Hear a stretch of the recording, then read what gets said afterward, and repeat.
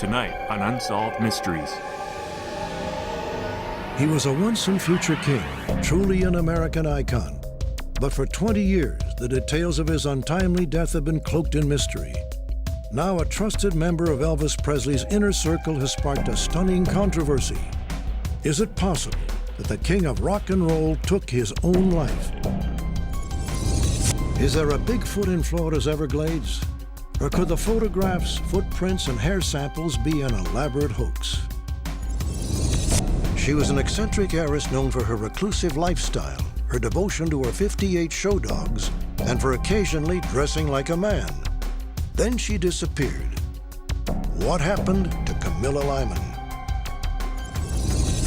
Welcome to the house on 37th Street. It may look perfectly normal, but don't be fooled. The folks who live here say their modest home is in fact haunted, and not by a single ghost, but by an entire gang of restless spirits. Join me for these intriguing stories and more. Perhaps you may be the one chosen by fate to solve a mystery.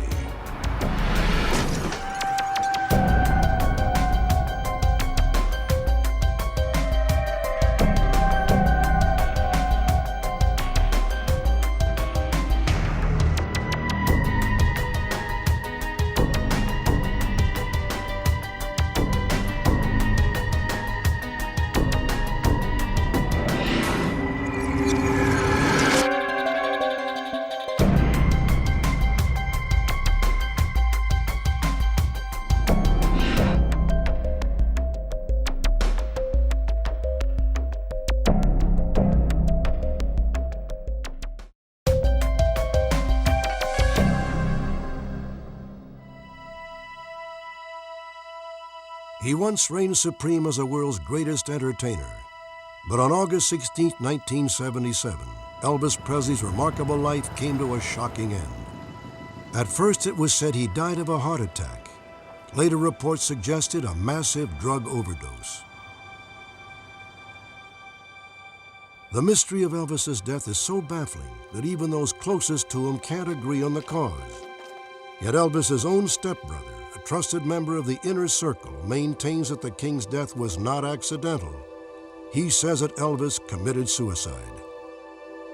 Elvis Presley woke up on the 16th of August, premeditated, planned, took and killed himself deliberately.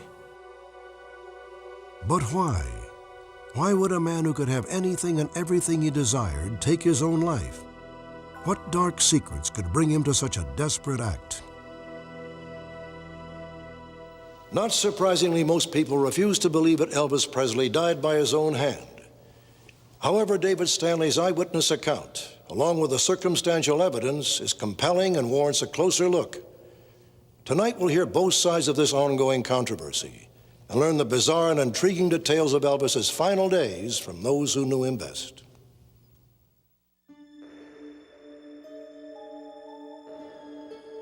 It had become part of Elvis Presley's daily routine. 3 times a day on a strict schedule. Nearly a dozen different prescription drugs, including Demerol and Seconal, administered by members of his entourage.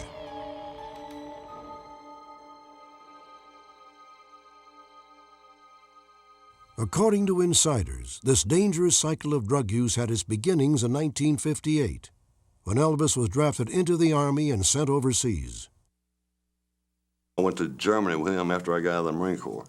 Bodyguard Red West was a close friend of Elvis Presley's from junior high school and was a key figure in the biographical film Elvis, All the King's Men. He was on guard duty on the Russian front, and if you went to sleep and got caught asleep, you're in trouble. So this sergeant said, take these little things here, they'll keep you up. And wow, man, it started feeling good, and that's how it began. After his Army discharge, Elvis starred in a long series of inconsequential but highly profitable movies. Elvis's greatest desire was to be a serious dramatic actor, and this was denied him because his management felt that they wouldn't make as much money if they put him in a dramatic role. They wanted him to be in the formula. So this depressed him a great deal. Frustrated by the unsatisfying movie roles and overwhelmed by the crushing demands of his fans, Elvis retreated into a shadow world behind the gates of his Memphis mansion, Graceland. Elvis sort of put himself into a cocoon. He surrounded himself with paid friends, for the most part, called the Memphis Mafia. And Graceland more or less became a tomb for him, or a cave to go hide from life. The windows were sealed. The outside did not enter in. So his day-to-day touch with reality had really been removed. The hardest thing for Elvis was being Elvis. People say, what do you think the most difficult part of Elvis Presley's life was? Being Elvis Presley, looking out a window, seeing 10,000 people who think you can walk on water. Walking out on a stage and seeing 22,000 flashbulbs going off, thinking you are a king. The combination of high times on tour and isolation at home extracted an unforeseen toll. Elvis's affairs, absences, and drug use led to the end of his celebrated 6-year marriage to Priscilla. The divorce punctured the protective bubble around Elvis's carefully maintained image. When she did leave him, it wasn't so much that his heart was broken, that the love of his life is gone. It was more because he was Elvis, and Elvis always got his way. This time he didn't. He would get himself in a rage over that. You know, he would get himself so worked up over it that he'd begin to take the medications to deal with the depression of the rage. And then suddenly some shows are starting to be canceled.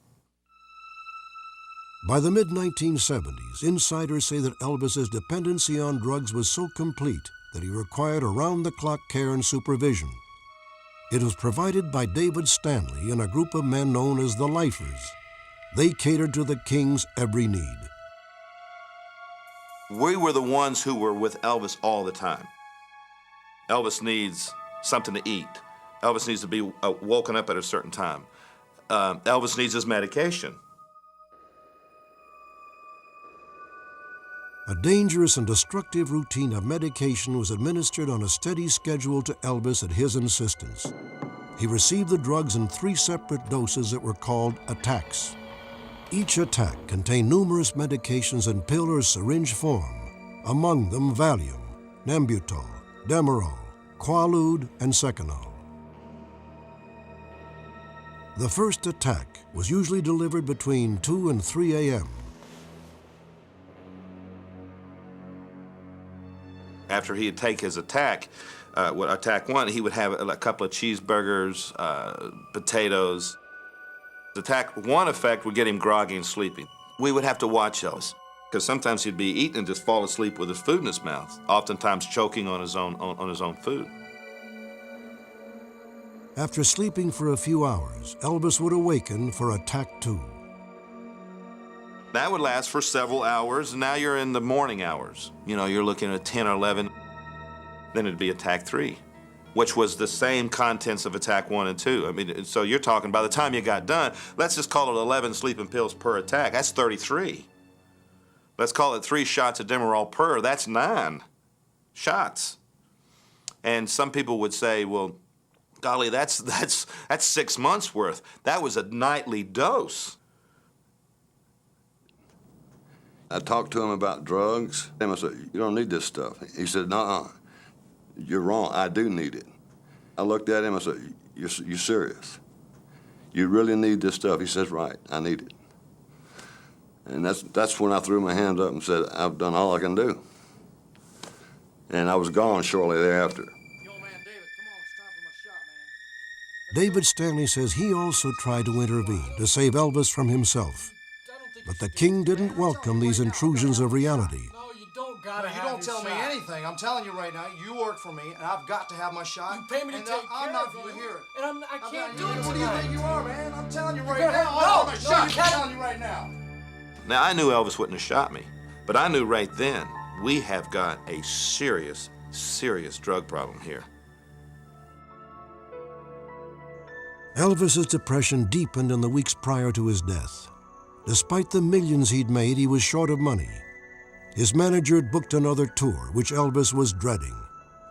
He was visibly overweight, in poor health, and in a final humiliation, rock and roll's greatest sex symbol was now reportedly impotent. Perhaps Elvis was most despondent about a book some former employees, including Red West, were about to publish. The book chronicled their years in the King's inner circle. Their revelations threatened to expose the secret Elvis, the one his adoring fans knew nothing about. This would be the first time that the fans saw him overweight, not looking good, with the knowledge of what the book contained. And it was, oh my God, they'll know. And he knew the whistle had been blown on his clean image, and he was terrified. And you could just look at him and see the depression. You could see the God, I don't know if it's worth going on mentality. Kind of dreading the tour one day. I don't want to go on a tour. They're going to think this, they're going to think that. He was just really confused. David, come over here and pray with me. Come over here and kneel down. In the last days, he was really searching. He was digging into it. He was looking for the answer. He was looking for a way out. The last time I saw Elvis, he said goodbye to me. He was crying. I love you. He hugged me. I'll never, ever see you again. The next time you see me, it'll be in a higher place in a different plane. The exact sequence of events is still a mystery, but this much is known about Elvis's last day. It was suspiciously different in several ways. He ignored his usual late-night feast.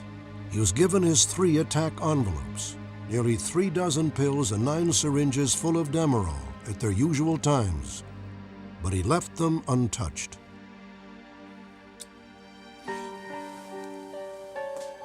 Elvis's girlfriend, Ginger Alden, was the last person to see him alive. According to reports, around 9:30 a.m., Elvis got out of bed and went to the bathroom to read.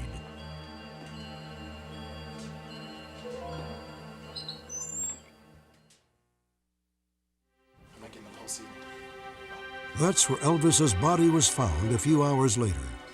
Paramedics were already there by the time David Stanley arrived. I looked and saw Elvis in the fetal position and knew he was gone. First thing I said is, you son of a bitch. I knew right there and then at that time that Elvis said, I am out of here. David says he found all 3 attack envelopes and several Demerol syringes nearly empty. He believes Elvis took all 3 attacks simultaneously. The purpose? To end his life. The official autopsy found that Elvis died of an irregular heartbeat due to severe cardiovascular disease. I don't think there's any evidence that there was a tremendous amount of drug abuse or anything, misuse. Dr. Kevin Merigian is a well-known clinical pharmacologist. He has studied the official coroner's toxicology report that was released to the public. I know there's been a lot of theories and there's been a lot of conjecture. There's always a debate. That kind of adds to the mystique of Elvis, but he didn't die of an overdose. He died of some event, probably cardiac in origin. Good Lord. That'd kill an animal, kill a cow, that much medication. So when I talk to you about this, I am not looking for reasons to back up what I believe. I'm telling you what I know. And the fact is, that much medication will kill you, and Elvis knew that. Especially because he knew the physician's desk reference, because he was educated on drugs. He knew that would take him out. Only Elvis can tell you what he was thinking that last night. David Stanley can't tell you what he was thinking. I can't tell you what he's thinking. Doctors can look at all the charts they want to look at, but it's not going to tell you what Elvis was thinking. I know him like a book. I know he's religious, and I know what he would do and what he wouldn't do. And he would not kill himself purposely.